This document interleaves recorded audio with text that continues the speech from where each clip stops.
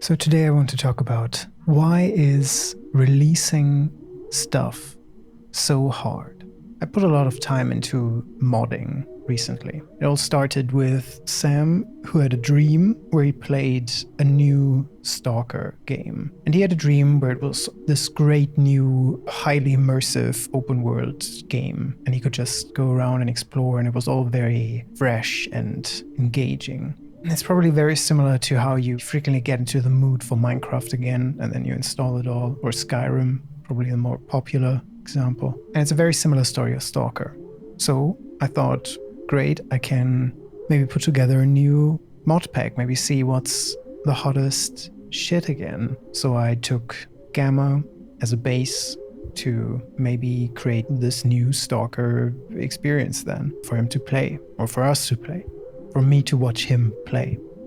But then it just completely spiraled out of control, I think.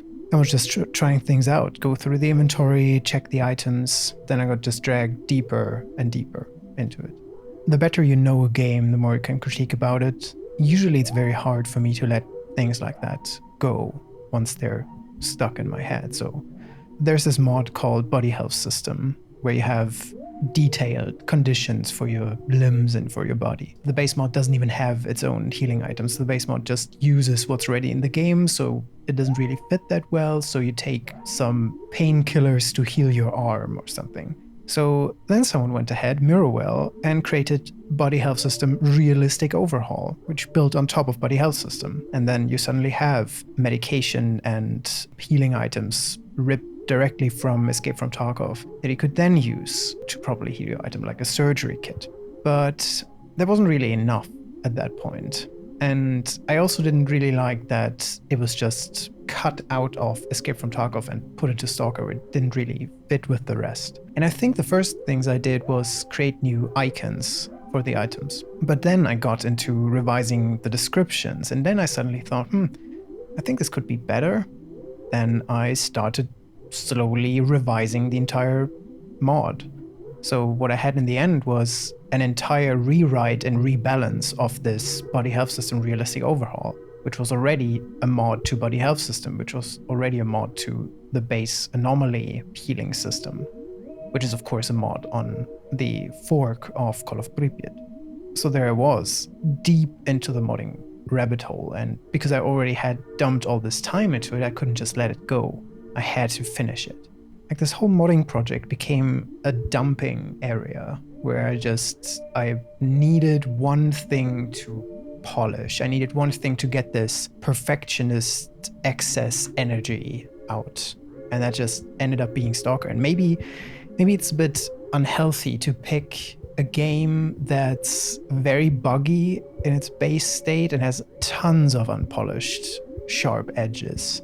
I often have to think lately of one quote from the movie The Menu. There's a conflict towards the end of the movie where a character describes the work of the head chef as not being love, but being fueled by obsession. I could really describe all I did lately by it being shifted entirely from what used to be love years ago into exclusively obsession. And while working on Body Health System Realistic Overhaul, I of course had ideas for other mods that I felt like I need some change of pace from this one. So maybe I can spend a day on something else. I had this idea for a natural breathing mod. I think that came from playing some horror games lately, where I was starting to wonder, in what kind of games can I hear my character actually breathe? And it's usually third-person games where your character makes a lot of noise constantly anyway, and it's mostly horror games that do it. Alien Isolation, of course, comes to mind. There, your character breathes when she's hiding, when she's crawling under a desk. So I thought that would be a great addition to Stalker, and Stalker already has a fully featured breathing system with the whole cycle, breathing in, breathing out separately, with a number of sounds that are then picked in sequence. So I thought, wouldn't it be cool if the character was always breathing? I mean, they obviously do, so why can't we hear it? Why can we only hear it when the player is wearing a gas mask? So I prepped a number of sounds, created different variations, and wrote the script, did a very simple demo, and it worked great, and it sounded great. But I didn't stop there. because while coding it, I already had a number of extra ideas to add on top. So then I thought it would be cool if the breathing would adapt to your situation. There are these underground areas in Stalker where you're on edge as a player. So I thought it'd be great if your character would react the same to these. I added different layers. I added breathing sounds for regular breathing, low health, but then also things like elevated stress, like low fear and high fear. Then I remembered where I started that you can also wear a gas mask at all times. So I had to create variations of all these same sounds with all these modes with a gas mask on. So I created those.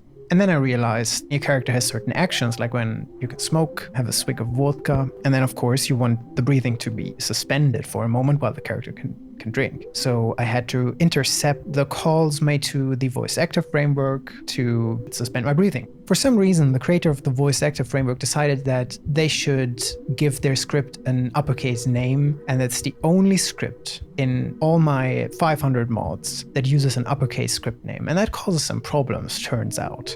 Because of course, to the file system, they're all the same, but the engine does see a difference. So you can call a script by uppercase or lowercase names, and then the engine will just load it twice. I ended up having some trouble hooking into this script. That's just a side story to that. In the end, it worked. I had a full breathing mod that adapted to your environment, your fear level. I had a whole fear factor calculation function that takes all sorts of things into account, like how many enemies are there around you, how many monsters, are you in combat, is it nighttime, are you underground? One of the last few things I added was accent sounds to stuff like weather. So there's a very slim chance that your character will just randomly sneeze when it's raining and you're outside. That was a whole sidetrack, and I'm not sure I can even say why I did it. It was half love and half obsession. I liked how it came out, but now I wonder, of course, it wasn't necessary for what Sam and I wanted to do. Maybe it was necessary for my own enjoyment with the game, to feel content with it again. It's hard to let ideas go. And it really wouldn't be such a problem if this wouldn't have happened 10 more times. The place I'm currently at is that I've created a lot of mods, and some of these are pretty finished, some of these are very polished, they're all gameplay tested. I've actually had the chance to play the game too, so I could just put at least half of them out there. But there's this hesitation, there's some inexplicable anxiety. So what's keeping me back? What's the problem with just releasing these mods right now? Maybe it's the process. Maybe it's because I have to go through all these questions. Do I want to push them to ModDB, where most Stalker mods begin their life? Do I want to put it into the Gamma Discord, where everyone's a critic? Do I want to put it on the Anomaly Discord, which would be more general, but I've also only spent 5 minutes in the past 5 years on, so I'm not really part of it. So right now they're all just on GitHub as work in progress. And then of course, if you decide on where to put them, then you want to create a nice preview image. You want to maybe even record a video demo. And like in the case for this breathing mod, where an image is pretty useless, but a video would really show it off. And it's a cool feature, and I'm proud of how it turned out. And I love playing with that mod myself. But if I now have to create a demo video for it, then I want to put even more work into this demo video to really show it off. Because I'm proud of it, I want to put more effort into the presentation too. I won't just open a very basic ModDB page with a few lines explaining, here, this is Saint's natural breathing, and now your character breathes, have fun, download it right now. Because I wouldn't do it justice. If I put a lot of work into a project, then I also want to put a lot of work into its presentation and its publication. So by creating a lot of work for myself, I create even more work for myself down the line, and that makes it harder and harder. There was this idea to make a video series of it, like a semi-scripted Freeman's Mind style video series where we just play naturally, record all the footage, and then see what kind of adventures emerge, and then write a story, write a script for what happened after the fact, and then add sophisticated editing, some extra sound effects and Foley work, some voice acting for the characters, even for other characters that you meet, and then tell this whole story and make a multi-part series. Originally we had just a main character that would go episode by episode through stages of trying to make an existence for themselves in the zone. And later, to make it simpler, to make it more approachable and more doable, we just wanted to go with standalone episodes where it's just one character for an episode, and then we just see how it's received, if it even gets any attention. So eventually it just got very overwhelming. I made all these mods and am suddenly doubting myself to even put them anywhere. That's where we got here. That's why we're meeting here. Because now I have this feeling that was all just a lot of wasted time. I just got into the love obsession. There was definitely some love in there, not towards the end, but definitely the original motivation was very love-based, and then it became an obsession with time. Now I've done all this work and it feels like I could have also done something else. And of course, there's disappointing stuff that happened on the sidelines. A ton of work went into this Life is Strange 2 video. All the videos I did before it, every single one was supposed to be a let's try something with less work, less effort than the last one. And it usually spirals out of control a bit. The tier list video was definitely much more work than I had thought. That was supposed to be an improvised, easy to do, low effort kind of video, and then it became, oh, I want to include trailers, wouldn't that be cool? And then some games don't have trailers, so I have to edit my own custom trailers for these games because they were released in 2003 and they have like a 360p video somewhere that isn't even really a trailer. I think the Fatal Frame games or something had really low quality stuff. Some, like Half-Life 2, never really had proper trailers that were more than just showing off a tech demo. So you want to do these games justice, especially if they rank high in the tier list later. You want to give them a proper introduction to the people not knowing them. That was, of course, one of the main reasons for the tier. So one of the main points of entertainment of the tier list video is that you might find some new games to play for yourself. So that was much more work than I thought. Not sure about the OMORI video. I think that one was always gonna be a lot of work. And the Life is Strange 2 video definitely was supposed to be just I finished playing it, I thought, wow, that's a pretty horrible ending that I got with the redemption ending where Sean gets arrested. And I think it was right after that I opened a craft document and then listed everything that happened in my route and checked the wiki, what would have happened in the other endings. And then I thought, how would it have gone if they just stayed put and waited for police right in the beginning? Even as I went through my table, and I think when I wrote the craft document originally, I assumed that Sean would have gotten a prison sentence either way. And yeah, maybe you could have done something like that in a 5 to 10 minute video, edited in a week, and then just Gen Z style, print it out, put it on a corkboard and walk in front of it a bit and explain all the points. A little bit of gameplay footage on top. But that's just not my video style. So I went the high effort route again. Gave it a bit of a philosophical, sociological spin, maybe, if that worked out. Now it is a video about consequences and choices, but it's also a bit of a critique, a bit more in depth than I had planned. I scrapped half the script. After some feedback rounds, I scrapped even more. Yeah, I'm not sure. The editing probably took longer because it was hard to find the perfect scenes.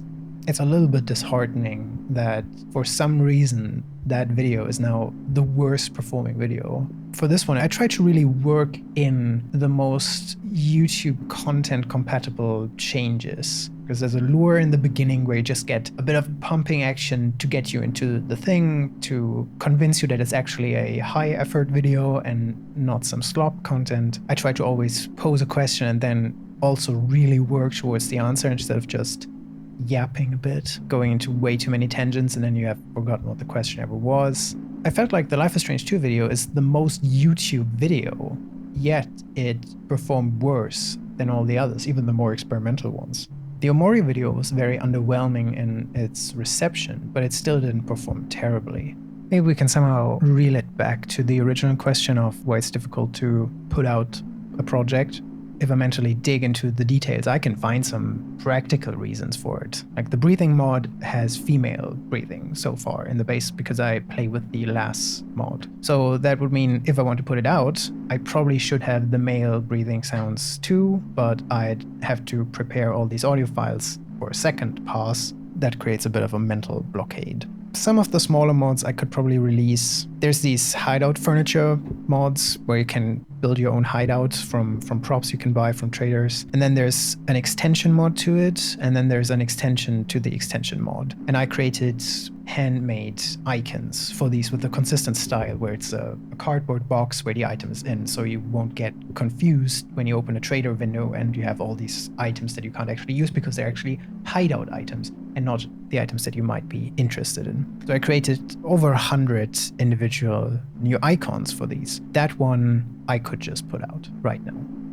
But I think there's some invisible ice to break. Maybe it's just the mood lately, I'm not sure. Alright, I think it was enough for this one. We'll see how it goes. See you soon.